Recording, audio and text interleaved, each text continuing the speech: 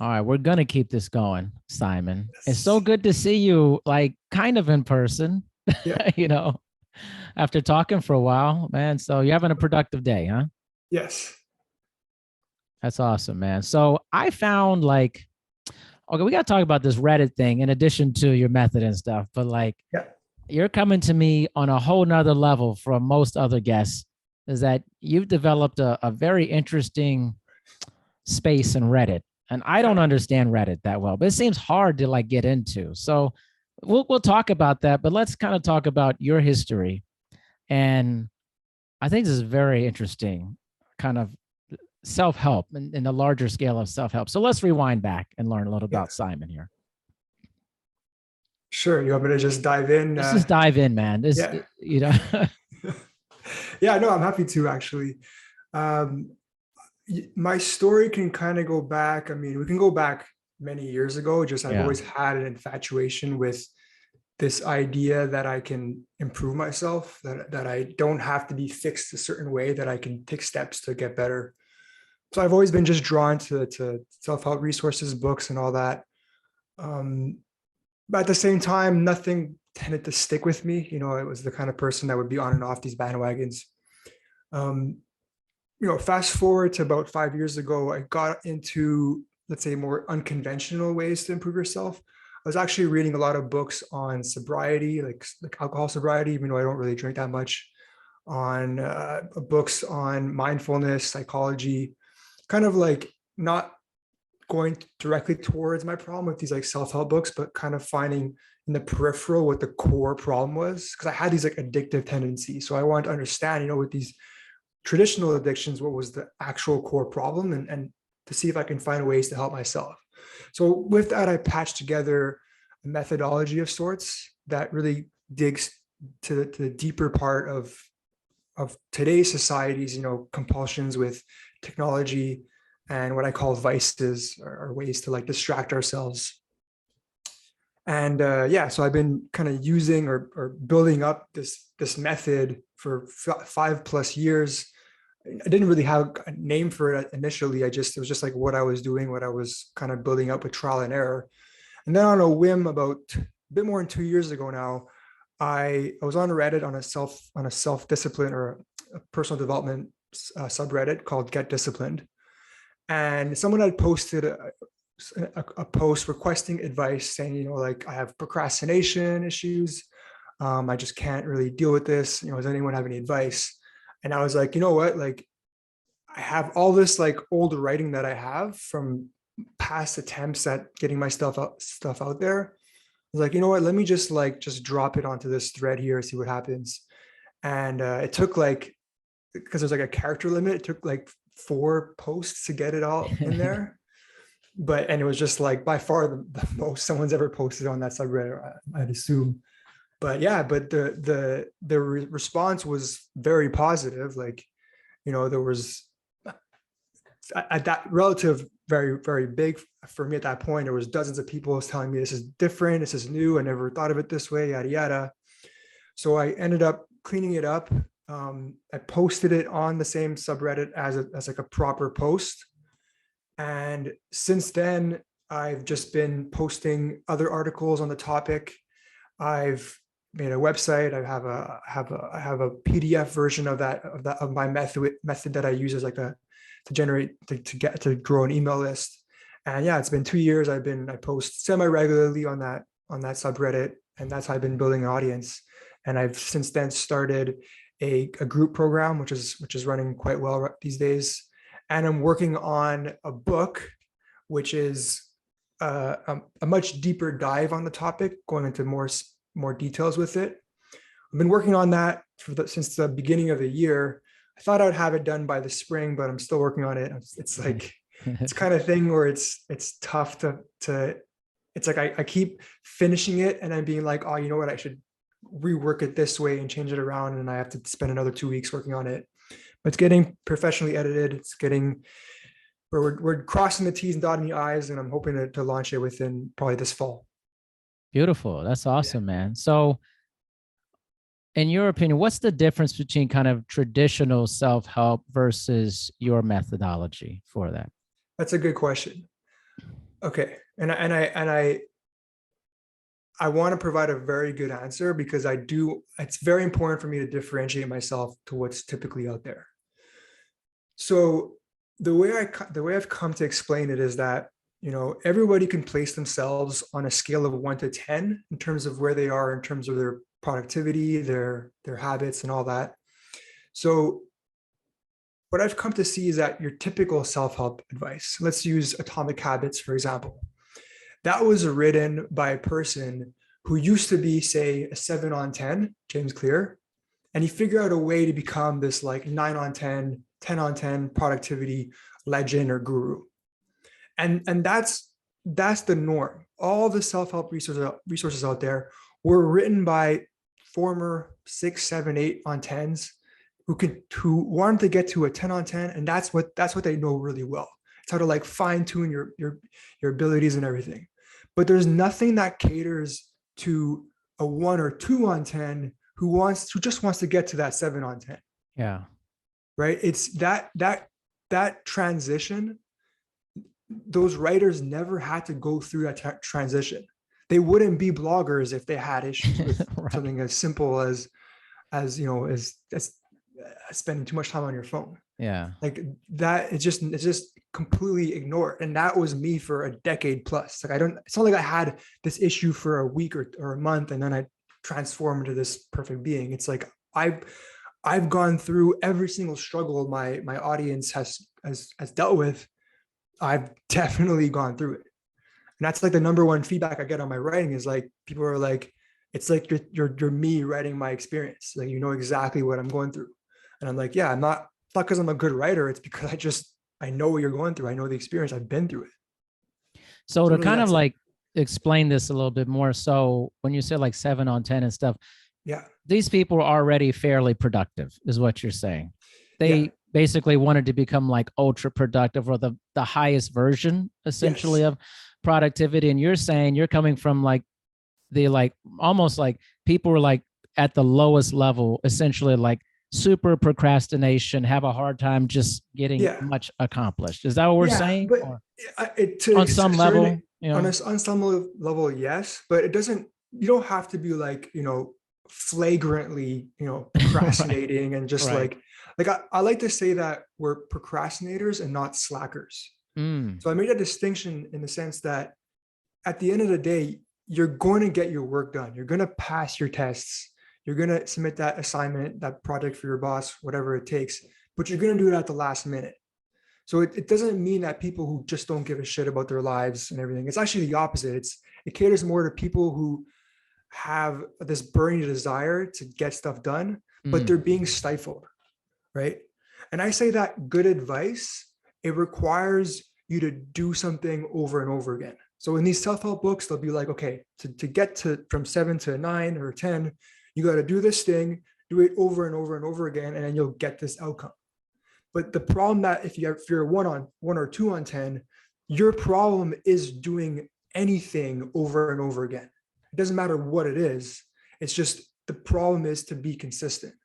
So it's like you can have the best advice ever, the best philosophy, the best mindset, but if you're not able to do it over and over again, it's never gonna yeah. help you or transform you. So that's my specialization, let's say. It's like kind of getting back to the roots. What's the actual problem? What's stifling you? What's causing you to behaving compulsively? And let's fix that there and move on. Do you think that the traditional self-help resources that they're aware that this doesn't potentially connect to people who are 1 or 2 on 10? Or what's the focus? Do they think they're doing good for those folks?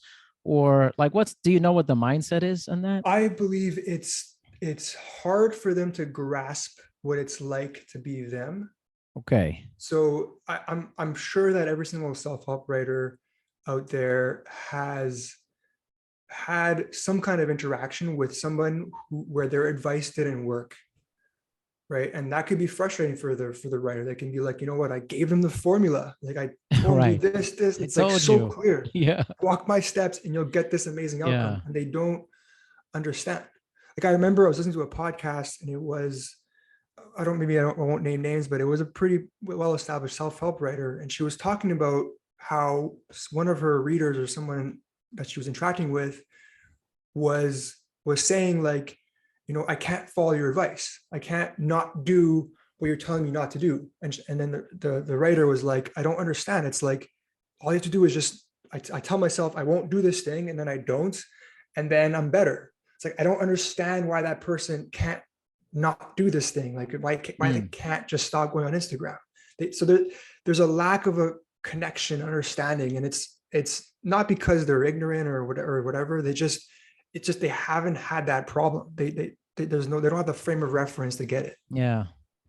Actually, it kind of reminds me of an analogy of like a very, let's say, all-time great athlete and tries to coach other athletes. Yes. But they can't understand what it's like to be maybe just an average or entry-level athlete. Exactly. So they're like, why can't you do the stuff that I do? Type of thing, like they just don't have a frame of reference of ever being on that level. That's what it seems like, the comparison to me on some level. Exactly. Yeah. So I don't rally against conventional self-help. I still think it's valuable in our society. It's good things to read if it just can make you think about other things. But if you want to change, to go from a 1 to a 7, you need advice that caters to ones to go from 1 to 7. Simple as that. What is the desire for self-help, generally speaking, for humans? Have you dove into this? What's maybe the mechanism why people feel like they need so much help? Yeah, it's a very good question, because I think Mark Manson's written about this, where it could kind of backfire and make things kind of worse for you. Like the desire to be happy is itself a form of unhappiness. Whoa. Interesting. Explain that. I mean, that's fascinating. Yeah. I mean, it's not crazy. Particularly my idea, so I might be kind of paraphrasing, but it's just like, because at the end of it, this is the way I see it, right? Self-improvement is all about acceptance, right? But there's a paradox there, because it's like, if I accept things, if I accept the way I am right now, if I fully okay with everything, then why would I have an incentive to get better, to make things better? Right? Yeah. It's a paradox. It's like, if you're immersed in this negativity, if you hate your career, you hate your life, your inclination is like, okay, let me use that hate and that resentment to fuel my productivity and make things better. But the problem is, and I've written about this, the problem is negativity, pressure, all these things, they don't lead to motivation. They lead to you grabbing your vices. Because your vices are amazing at overcoming, at relieving bad feelings. That's what your brain is programmed. It's like, if I feel any sort of bad feeling, I grab a vice. So if you have a bad feeling, it's not going to motivate you. It's going to get you to relieve that bad feeling with your vices. Yeah. So, I mean, I don't know if I answered your question there. It's just this is a very interesting topic to me, because I kind of dabble into it myself with my speaking engagements and stuff. But on the other hand, I always ask the question, and I just thought of this, like, well, when does self-improvement become self-indulgence? Yeah. Well, like, when you say self-indulgence, are you implying that it doesn't actually help you? It's just kind of like something that you say that you did, and it's, well, like, okay, so I'm sure you're familiar. Like, there's so much out there about like self-care. Yeah. It's like, to take care of yourself, which I'm all about investing in yourself. But when does it become kind of a very kind of egotistical thing, where it's really just about feeding kind of the beast in you and not really making you a better person? It's just indulgent. It's like, whatever, That's a good question. I honestly haven't really witnessed it in the people that I deal with, because the people that I'm dealing with are very far removed from like being anywhere near egotistical. That makes sense. They're like mostly like the opposite of that, like suffering with like very poor self-esteem. They're too far away from that point. But I can definitely imagine that being the case. Where it's just like almost like a badge of honor, like, oh, I went through these steps and now look at me. Like, for sure, that can be self-indulgent and happening. Yeah, it's kind of like someone who's maybe, okay, say like 8 of 9, whatever, and they're like at the peak, but then it's like, okay, what are you doing this for now? Is it just to make yourself feel, like, you know what I mean? That's the detail. That's where it's it's why are you wanting Yeah. to improve yourself? And that was actually your original question, is like, why do Yeah. people get into this? And I could speak for myself. Like I got into self-development when I was 17 years old. And I remember this vividly. It was just like, I was a scrawny kid, couldn't talk to girls. And it was like, I found this book that told me, Yeah. here's how to talk to girls.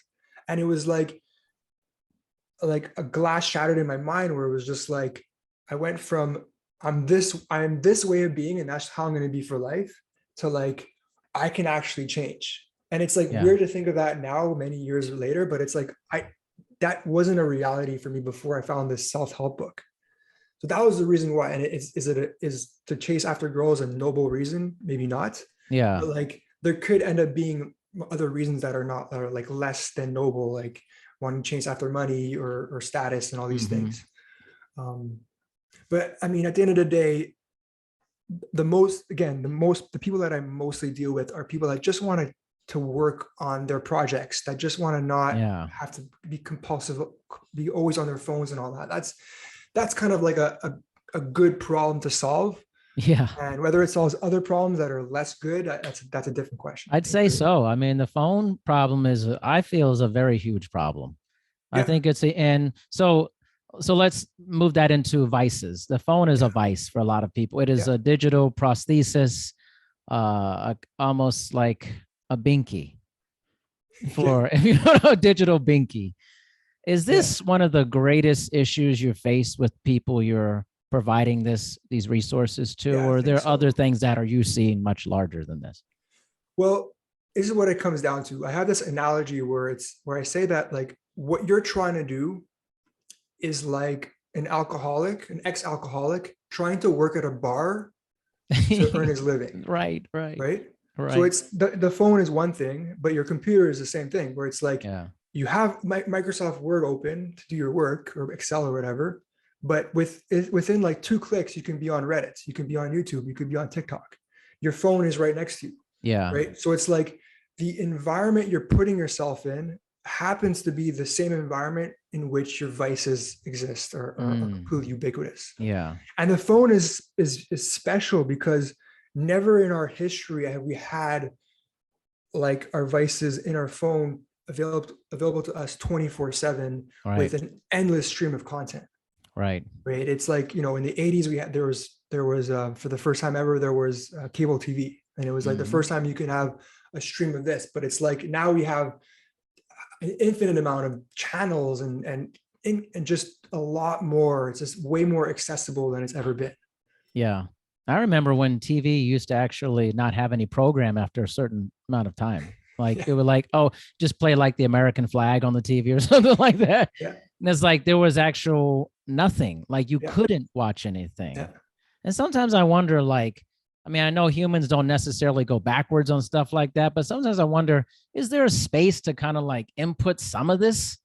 Like almost like how can you, because the phone is like, it's like having another drink if you're an alcoholic. It's like, oh, it's yeah, just right there. I'm already there, yeah, like I feel like that may be hard to implement. And the phone is such a unique, strange experience for humans. It's like we've been given this incredible power that we did nothing to earn or yeah. really understand. Like we don't understand it. Most people don't even know how their phone works at all. They For just sure, turn it for on and sure. start using it. Yeah, you know? especially if you're born after year 2000, you're just Yeah. born into this existence. You don't even know how it works, man. Like, It's just there. I mean, just like we don't know how our microwave oven works. It's just yeah. we just kind of like we just roll with it. It's Just yeah, yeah. But exactly. I mean, like, so I hear like echoes of the debate of whether like is it the phones that's the problem, or are human beings just naturally kind of like Mm. this way, kind of gluttonous Hmm. and impulsive? Um, I don't really think it's like a yes and no, black and white Mm. type of Yeah. answer is the reality.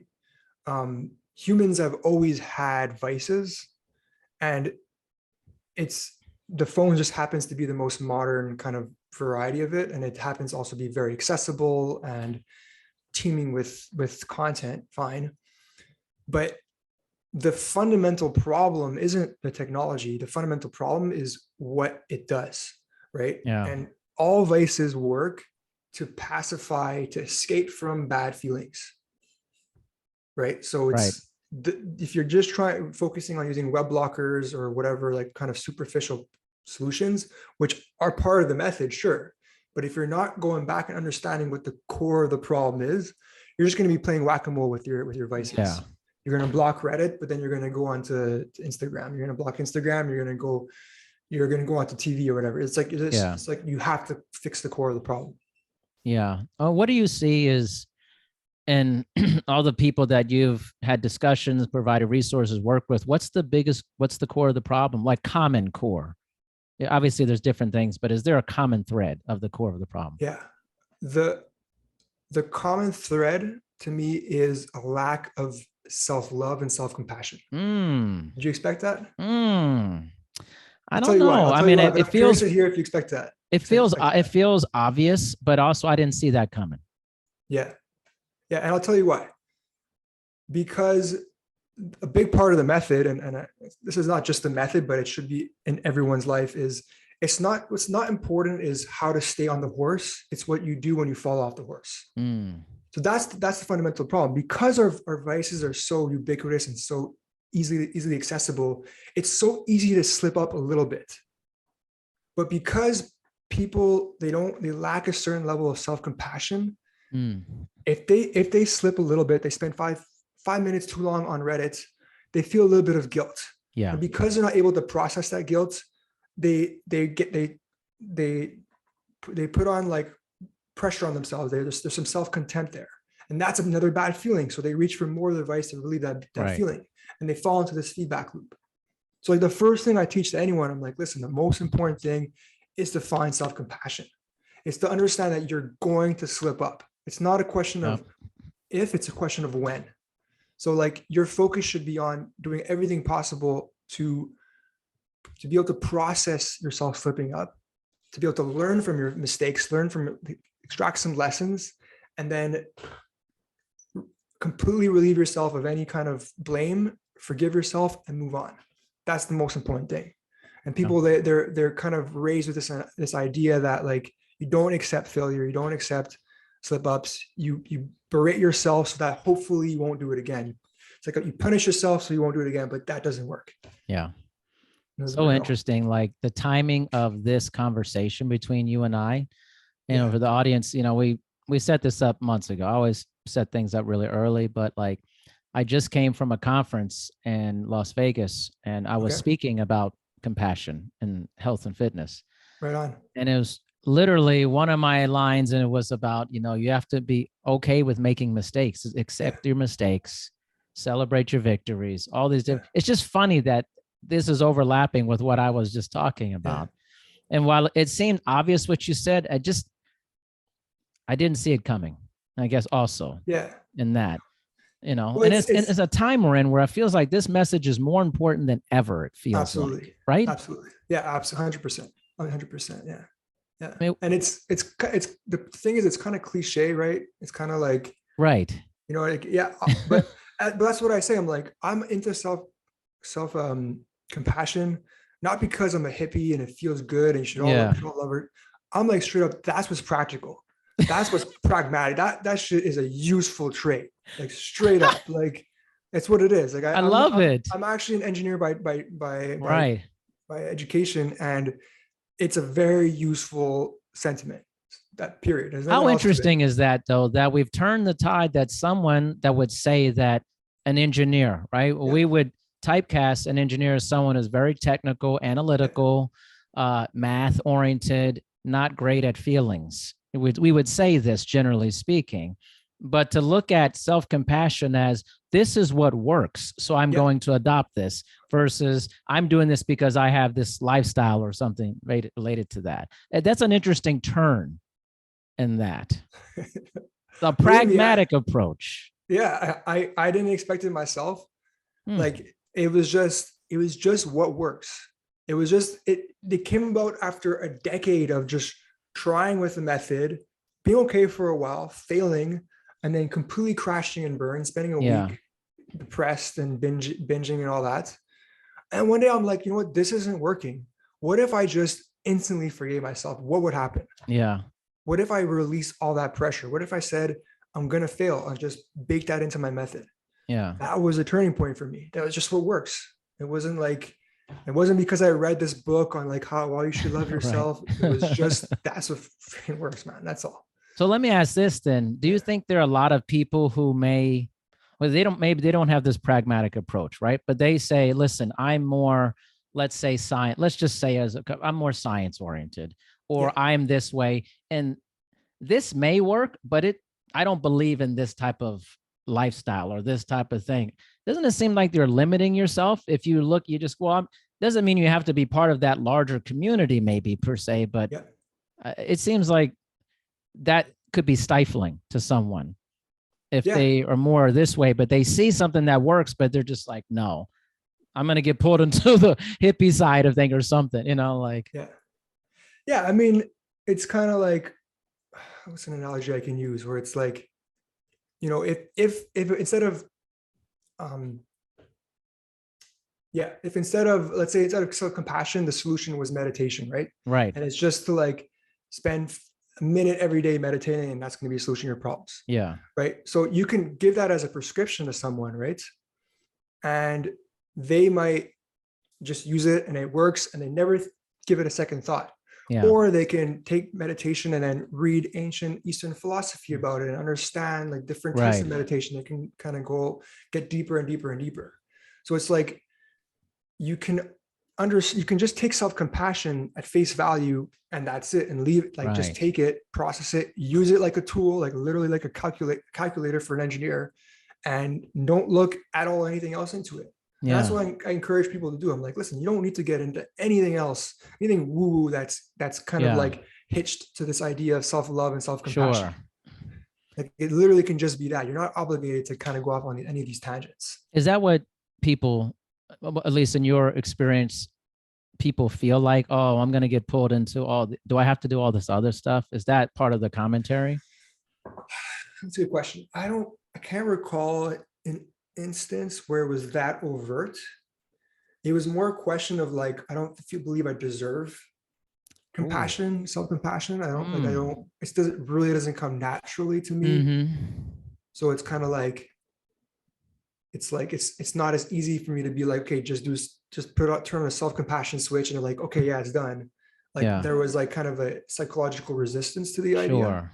Yeah. But to be like, oh no, this is like, I haven't had this instance where it's just like, no, I'd rather be hard on myself than be self-compassionate. Right.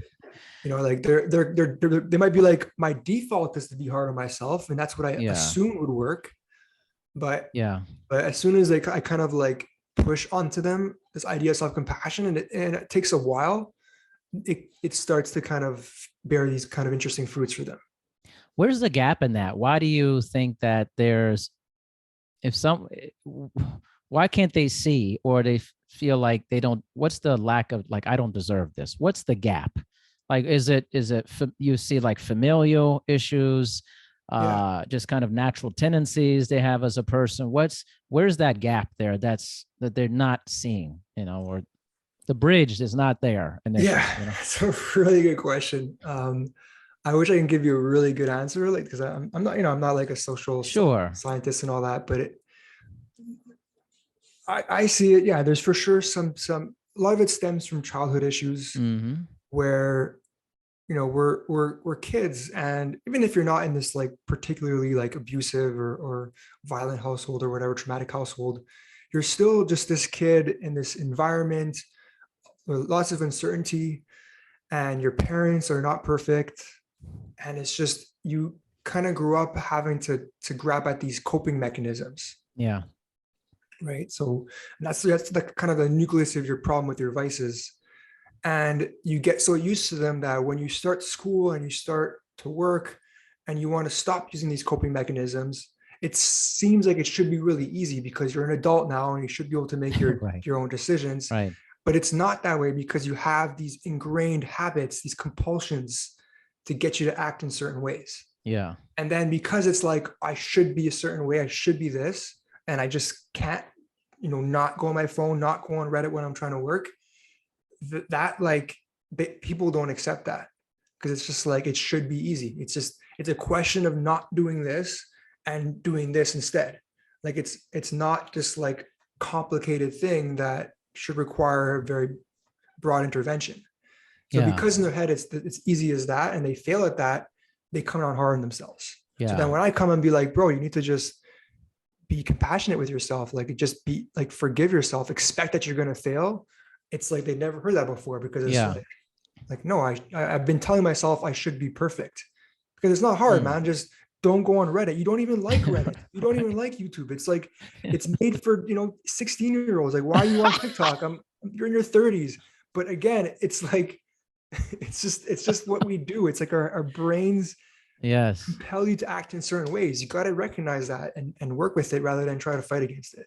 It's interesting, like the frustration. I understand the frustration because a lot of these things related to compassion or therapeutic communication thing, you think in your mind, this seems simple. Like I should have more compassion for myself. I should be kinder to people. I should listen. And I think sometimes the frustration is like, why can't I do these common sense things? Yeah. Or like when I was speaking at this conference, I told everybody there, I said, you know what I see at this conference? A lot of people walking with their head down in between sessions. People look at you, put your head down. Why do you do that? Like, but imagine if you put your head up and you said hello and you smiled at them. Generally, people are like, hey, how's it going? And it was so funny. People come and said, I needed that reminder, a reminder to do something so simple that makes so much sense, but was very emotional when they were reminded about it. I feel like that's part of the frustration. I'm a human. I should be able to do these things. Yeah. Yeah. You're not Oh, asking totally. them to do like, a particle accelerator here, it's like solve the mysteries of the universe. It's like we're asking you to do human things. Now, that can be frustrating when you're not exhibiting those things, Yeah. So, I mean, it's kind of a balance, right? Where you can tell someone to, for example, to use your example, to like keep your head up in your conference. But if there's something psychologically that's there, that's compelling them to have their head down, maybe they have some shame, whatever, they're just socially shy, that extra pressure might backfire. Right. So it's the same thing with when I tell myself, for example, don't go on your phone. That extra pressure, it should be easy not to go on your phone. You're ruining your life with this phone. That extra pressure might help some people, but it also might backfire. So you got to be kind of careful with that kind of thing. Yeah. No, it's true. It's interesting. I think some people could take it and be like, oh, this is just more of a burden for me to like, which see, then the person who's like 8 of 9 or something, they go, why don't you just do that? 100%. Like, right. So like, 100%. right. And then the person who identifies like that goes, no, I understand that. It's really difficult to do. Yeah. So there's more nuance. If they're 1 on 2 on 10 at that conference, they're probably feeling like they don't have anything to add to someone's life or to a conversation. So it's like, exactly. Makes no sense to be all cheery and chipper when they see somebody. And I talked about that with them. I said, you guys, all of you guys are a light. You have so many good things to offer. And, and I would say, hey, I'll help you with it. I'll go. And it was funny watching people who had a hard time try it. That was beautiful. Because even though it may have been awkward, it was like they were changing their life in that moment, doing something that they had never thought that they would do. But that I think people in that 8 of 9 and all that, they was like, why can't you? Like that's, so I like what you're doing, because you're like, say, listen, there's a lot of nuance to this, like that's good, but this is also good too at the same time. Yeah. Yeah. No, that's it. You have to reach people where they are. Yes. And that's my thesis, is that there's a certain segment of the population who are just not being served. And it's because very few people have transitioned from out of there. And the few that have, it takes a decade, and they're not going to go back and write a book about it. Right. Now, okay. So tell me about Reddit here. This is the Reddit portion of this conversation, because Simon, you seem to have got a foothold in this, and this is an area I know a lot of things. I had known nothing about Reddit, man. Like, let's back up a little bit. This is more like a business development type of conversation, right? So this happened sort of by accident, but in retrospect, I was like, oh yeah, that's exactly what I'm doing. Where I had this idea where it's like, if you have a goal, right? Let's say you have, especially a good like metric goal. Let's say you want to have, 100,000 email subscribers. Okay. So it's like a nice number to aspire to. if you start off with that goal, you have 0 email subscribers and you're like, how do I get to 100,000? That's a very daunting, if not Right. completely overwhelming ambition. Right. Right. So it's like, how do I even do that? Do Yeah. I buy a super fancy microphone and podcast setup? Do I get there's just a million things you could possibly do. So with what I call logarithmic goal setting, right? Instead of telling yourself, how do I get to 100,000? Break down your goal into, let's say, 5 different levels that increase by an order of magnitude. So level 1 is to go from 0 to 1. Level 2 is to go from 1 to 10, 3, 10 to 100, 100 to 1,000, 1,000 to 10,000, 10,000 to 100,000. And then take all those levels and just start at the level that you're at right now. So to go from 0 to 1 subscriber is a completely different set of questions, set of needs, set of everything than to go from 0 to 100,000. Right?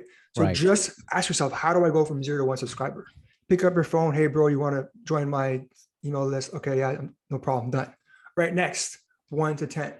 That, again, is a completely different question than 1 to 100,000, but that's something that you could figure out. And what's cool is that every level that you kind of graduate from, you can leverage the tools, the learnings, the following that you garnered from the previous level. Right. Right. So it's like you're only solving the problem that's kind of immediate and that's you can actually chew on and understand. Yeah. So with that framework, I was just like I stopped dreaming about having 100,000 email subscribers. It was just like, how do I, get to 100 email subscribers?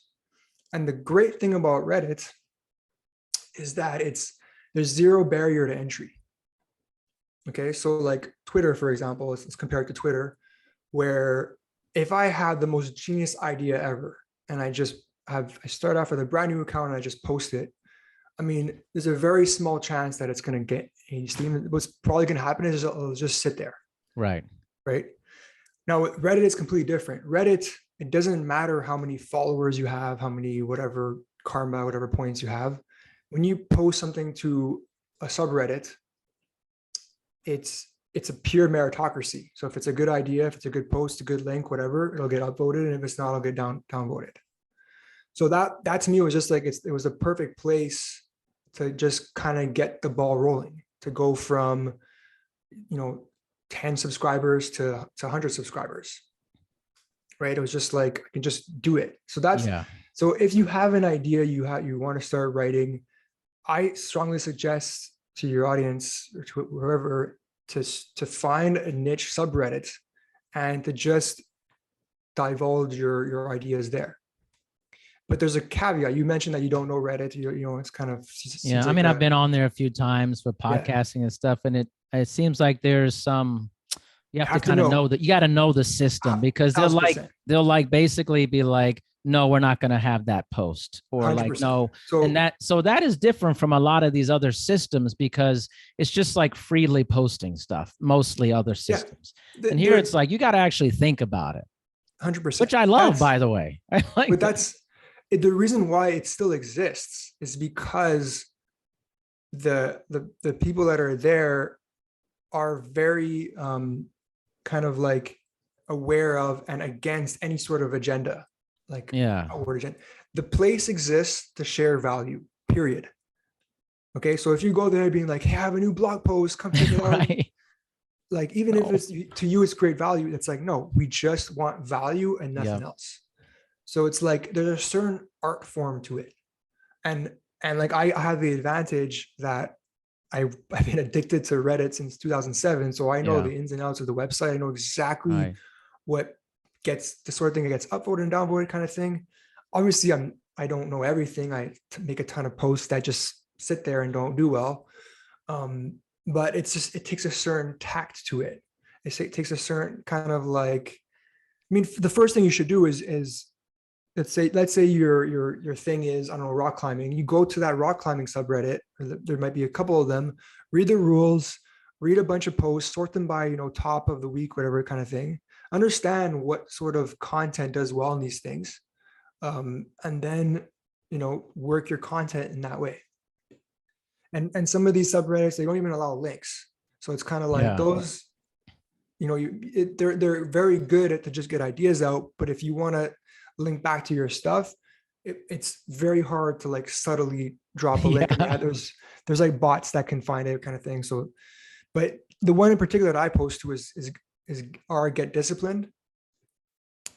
And that one's great because it's like, there's about 1 million subscribers to that subreddit. So there's a good amount of traffic to it. Right. It's not too big. And they allow links, and there's a pretty active community there that keeps the content good. Like if you just pop into there and you look what are the best posts of the day, there's some really good content there. So my method is I just post my article. I structure it in a way usually that it's kind of like, without it being this overt, I'm like, here's the problem, and now here's the solution. Yeah. Format it that kind of way. Like I really make them understand, the reader understand. I hook them in by them seeing that I understand their struggle. And then I'm like, sometimes I'm literally just like, okay, that's the problem. Now let's talk about the solution. And I kind of go down the little method or whatever. And at the end, I'll like kind of in a nice way, I'll plug my website, my PDF to my whole method. I'll be like, and because of this process, I was able to get better, which I described more in my habit reframe method. Check out this link if you want, kind of thing. Yeah. Very subtle, very kind of like not in their face. And if the content's good, it gets upvoted. Upvoted. Yeah. Wow. It's interesting. I feel like obviously Reddit is big, but I don't hear about it kind of on kind of the other aspects, the mainstream, what I would call the mainstream stuff. Yeah. Very, very good comment, because let's go back to my logarithmic goal setting. Reddit has been amazing at getting me from 1,000 emails to 10,000 emails. I'm on this like nice linear trajectory. Yeah. If I have a post that does well, like amazingly well, I can get 300 to 400 new emails on a post, which is depending on who you are, it's either amazing or that's nothing. Right. But for me, that's great. So that'll just keep you on a nice linear trajectory of 10,000. But to go from 10,000 to 100,000, it's not the place that's going to make it happen. Yeah. Like I'll need to be there for 50 years to make it happen. The math doesn't work out. There's a ceiling. Like no matter how good my article is, there's just not enough traffic to make it explode out to get anything to that level of growth. But that's okay. That's why, like right now, I'm okay with being on this level. Like I can only sustain with my group program. I can only sustain that level of growth. I don't have products and things that need a bigger audience. Yeah. So it's like right now I'm perfectly happy being in level 3 of my brand. It's like when I want to grow out, go to level 4. Okay, back to the drawing board. What can I do to do that? All right, maybe I need to expand out to short form video on TikTok and Instagram Reels and all that. Maybe I need to do more collaborations and get my book out there. That's the problem I'll deal with when I'm ready to move on to that next level. Right. What's interesting, I think, is a lot of people, they want to jump to that pretty quickly. Yeah. I've been there. Right. I mean, that's a very common issue with people. It's like, I want to jump to that right now. I don't want to build this. I don't want to be okay with this other level. Yeah. That seems to be a large issue. But I mean, like Troy, a lot of, because they hear stories of the guy who shot up to fame with, a few things. Maybe that's the norm or maybe that's the exception. I don't really know, but there are tons of other examples of YouTubers that just posted for years and then only on year 3 did they start to get traction and they kind of right. So like I'm just all about kind of like dealing with feelings of overwhelm, because the YouTuber who posts every week for 3 years is freaking rare. Yeah. If I can post, like, I swear on your you can say anything you want. Anything you want. Fucking rare. Yes, it is like, fucking rare. It's very rare for someone to have the nerve, like someone like me, let's say, who's shy and who's very what's the word? Triggered by a lack of validation. Yeah. Like I posted YouTube videos before all this Reddit stuff. Posted YouTube videos, they get 6 views, and I'm shattered. It's like overwhelmingly a negative experience, and I delete it within a day or 2. Right. I can't imagine doing that over and over again for 3 years. It's just beyond feasible. And that's what we're told. Do this, post, post, post, post, Sure. post. If you want to blow up, you just got to post, post. Like that shit didn't work. So what worked was like, okay, forget 100,000. I understand that's what I need to do, post to get 100,000, but let's just do 10 now. Let's just figure out how to Yeah. get 10 subscribers to my YouTube channel. Yeah. Once I get to 10 subscribers, how can I get 100,000? How can I get to 100? Like just size down a little bit. I mean, you'll get there, but you just need to do only what's important for your current level. That's my impression. It's great advice. It's tremendous. If I actually had a lady on who, a fitness professional, I think she has like 700,000 subscribers, but we talked about this same process, and she was like, dude, I was posting for years with nothing and just posting. And she's like, the machine is happening, but you have to like withstand like kind of the rejection you feel. But that's hard if you're not buffered for that. You know, like there's a level that it's easy to drop out of that. It's very easy to go, nothing's happening. This feels like a blow to my confidence for that. So that's what I love about you're working in that area. It feels like, 100%. right? You're working in that area. 1,000%. Like I started my YouTube like 3 months ago, and I finally got 100 subscribers. But like I hadn't given it any effort before then. I was like, maybe I'll try. I wasn't ready for YouTube for a long time. Not because I had self-confidence issues. It just was like, I don't know. I'm just not ready. I just don't feel I'm there yet. Yeah. But everybody was telling me, you got to get on there. I'm like, yeah, but I'm not really into it right now. You know? Yeah. And it's just, you know, all these episodes go on there and crazy. Some episodes get huge things and some is like 3. You know, I mean, it's hard to know what people like too.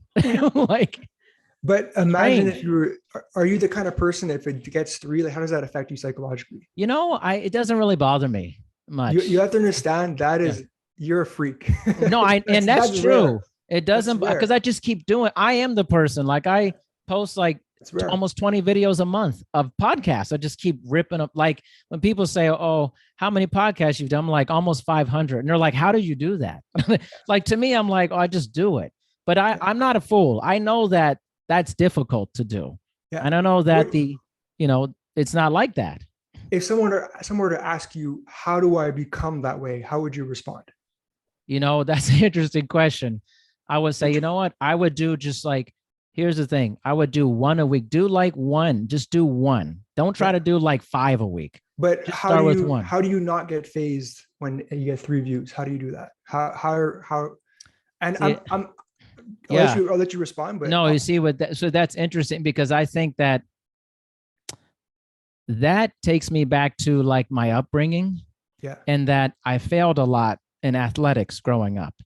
So I was used to not like, I won a lot, but I also lost a lot. So I knew what it was like to fail. And I was okay with failing because I had failed so much in athletics. So like, I knew like if you lost, I was a track and field athlete in college. If you lost, you just went back again. You just picked so losing was a good thing for me because it showed me, you know. I'm going to bug you. Pick yourself back to then. How, when you're in college, how do you not care? Like I definitely cared. No, but like you still got back up and you kept going, right? Yeah. I'm trying to tease the answer. I'm trying to get you to be like, I don't know. That's just how I am. Yeah. To a certain extent, that's the case. To a certain extent, yes. And I had obviously you weren't perfect when you're younger, but like it's more natural for me. Let's just put it this way. It's more natural for me. Like I like tedious things. I enjoy tedious work. Yeah. So like when I was running fitness clubs and stuff, I like doing payroll. Most people hate doing payroll because it's just like looking at all these numbers, projection, it feels like overwhelming. I would see it and I was like, oh, this is like an interesting challenge. That's just a different mind I have, you know. But that's exactly my point. If someone were to ask you, you know, I hate doing payroll, how do I love doing payroll? Yeah. You may never love it. Let me give you a perfect example. I'll never forget this. It was, I used to be really, I guess I still am really into Casey Neistat. He's a YouTuber. I don't know if you know him. He was like, he's just this legend in terms of like daily vlogging, really good content and all that. In one of his episodes, he used to do these like Q&A sessions where he just answers questions that he'd get on email or whatever. And one of them was, like, it was a young person. He was like, you know what, Casey, I see you always motivated, like always getting out there, doing more work and all that. Like, I'm not like that. How do I become motivated? You know, I wake up and I'm lazy and all that. Like, how do I Yeah. become like you? And I'll never forget Casey's answer. It was the most genuine, honest, perfect answer. He was like, I don't know. Yeah. He's like, I never had to deal with that. I don't know. I'm just motivated. Yeah. Like every other guru, whatever person out there is gonna try their best, to be kind and like, you know what, you got to just stick with it and just wake up. And Casey was like, just straight up real, like, I don't know. Sorry, I don't have the, Yeah. like, I'm not the one who's gonna write your self-help book. Like, I Yeah. know, I know it looks like I'm the destination that you want to be. Like, I get that, but I don't have the path to get there. Yeah. You know what I Because mean? Like, he's it's just never been like that person. never been like He's that. never And been it's like that. just He never will like, be that person. You no, know? for sure not. But I mean, like, who says stuff like that? No, You it's know, true. like, if any person at the top of their game, they're going to be asked that question. They're going to have a nice answer. It might be Yeah. inspirational and all that. But Sure. at the end of the day, they don't know. They Yeah. just don't know, and they can't help. Yeah. They can't help them. I Yeah. mean, This is fantastic, Simon. Seriously, like I never know what I'm getting into when I have a conversation with people. I don't plan it. I just want to like be in the moment with the person. And this is and the whole entire conversation is full of tremendous wisdom. Tremendous wisdom. It's a credit to you and for being where you have been.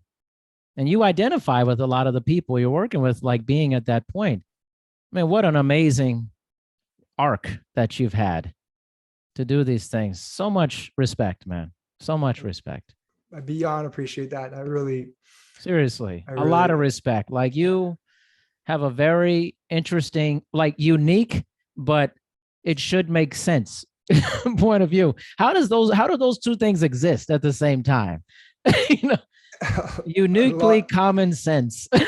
Yeah, yeah. Hey, I hear you, man. It's just there's Mind just blowing. a lot of trial and error, man. Like, Yeah. I've Isn't gone that through the life? mud. I've gone through it. So Man, I'm so yeah, grateful that you agreed to come on here and chat with me. likewise, And likewise. yeah, man, it's just so please tell everyone how they can connect with you.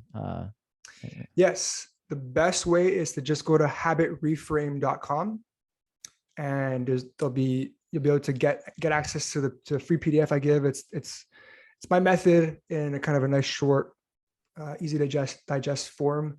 Eventually, there's going to be a link to my book, and actually through the PDF, through the method, you can get also access. You got a link to the group program, which I kind of facilitate the application of the method. But just start with the PDF, understand, kind of get where I'm coming from with these things. And if you're like, you know what, I want to apply this in a group setting with my support, with my engagement, Yeah, with a bit of accountability, you'll have the opportunity for that as well.